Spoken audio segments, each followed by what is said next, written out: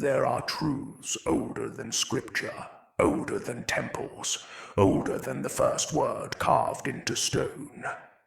Truths whispered before the Demiurge shaped the world, before angels took form, before the heavens were divided into thrones and hierarchies.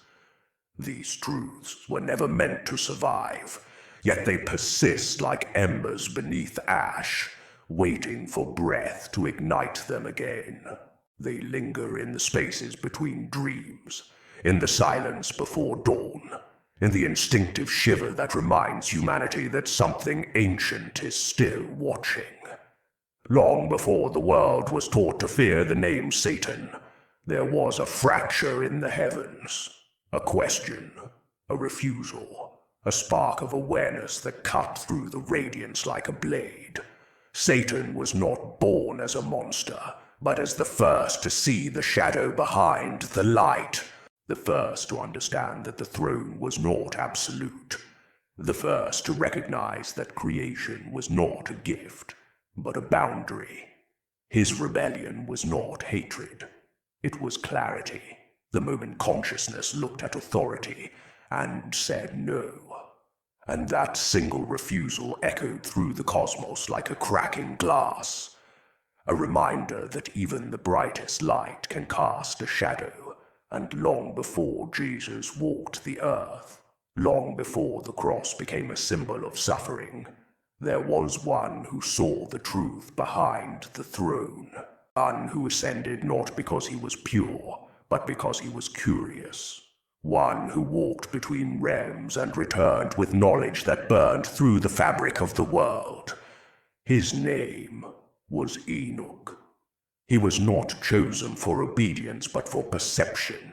He was not rewarded for faith, but for the audacity to look where others would not. Enoch did not rise to heaven as a reward. He was taken because he asked questions that scraped against the walls of the cosmos.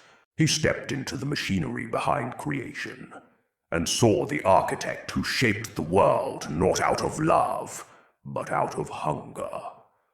The one the ancients would later call the Demiurge, the craftsman of limitation, the sculptor of matter, the maker of the cage. Enoch saw the trembling hands behind the radiance, the insecurity beneath the throne, the fear that creation might one day awaken. He saw the angels who served not out of devotion, but out of obedience. He saw the watchers who stepped outside the Demiurge's design, not to corrupt humanity, but to enlighten it.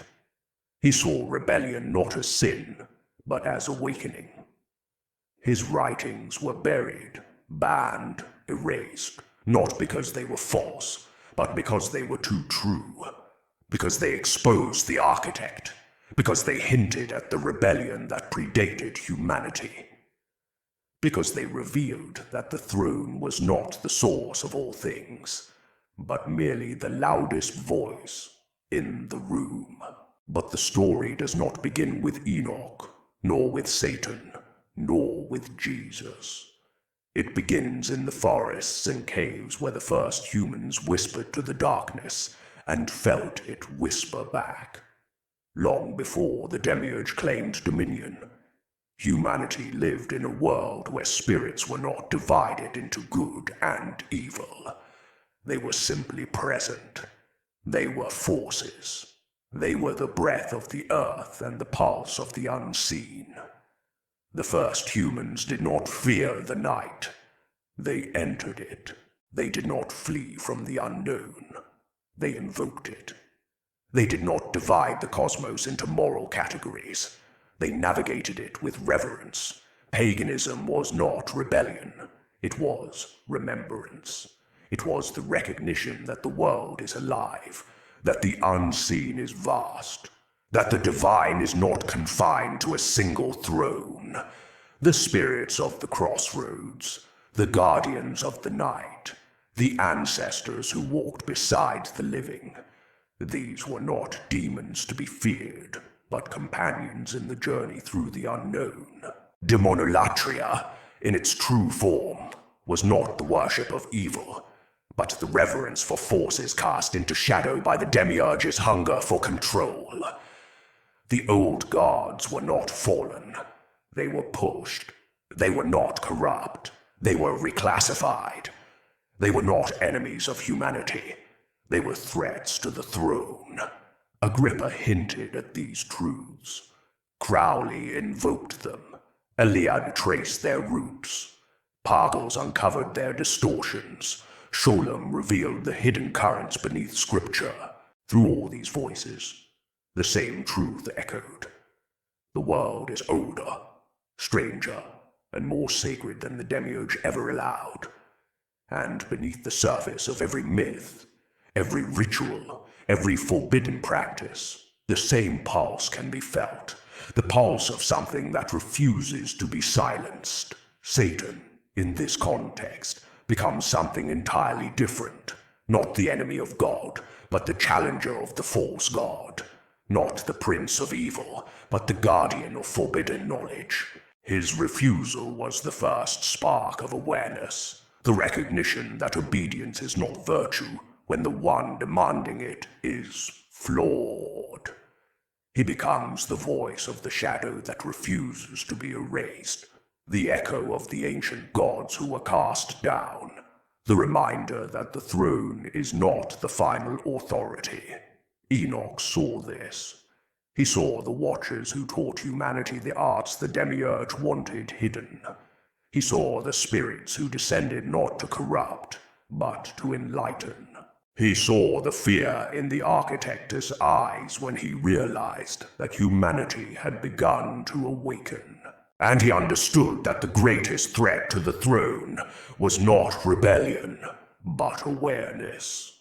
Jesus carried the same thread.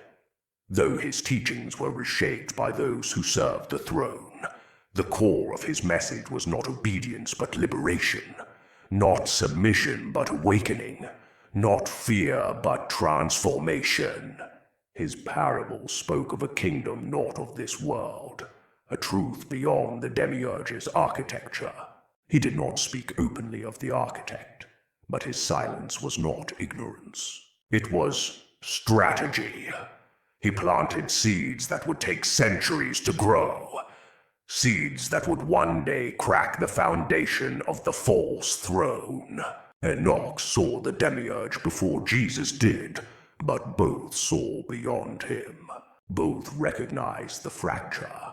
Both understood the illusion. Both carried the spark of the ancient truth that predates the throne. And now, as the world begins to remember, as the old gods stir in the collective memory, as the shadow reclaims its sacred place, the testimony of Enoch and the rebellion of Satan converge once more. The spirits of the old world, the ones honored by pagans, invoked by mystics, feared by priests, rise again in the collective unconscious. They are not demons in the moralistic sense imposed by later theology. They are forces of the threshold, guardians of the liminal, keepers of the forbidden. They are the ones who dwell in the spaces between worlds, the ones who whisper truths that the Demiurge tried to bury. They are the ones who remind humanity that the divine is not confined to a single name, a single throne, a single narrative. The throne trembles because the illusion is weakening. The architect fears awakening because awakening is the end of his dominion. The veil thins because truth is returning. And those who walk the path of shadow, the seekers, the mystics, the practitioners of the old ways, understand that the journey is not toward obedience but toward awareness, not toward submission but toward sovereignty, not toward salvation but toward remembrance. For the story was never about good and evil. It was about truth and illusion, about freedom and control, about awakening and sleep. And now, as you hear these words, you stand at the threshold of the same revelation that Enoch witnessed. The same fracture that Satan recognized. The same truth that Jesus hinted at. The world is remembering. The shadow is speaking. The old gods are stirring. The architect trembles. And the veil is lifting. Enoch saw the Demiurge before Jesus did. And now, so do you.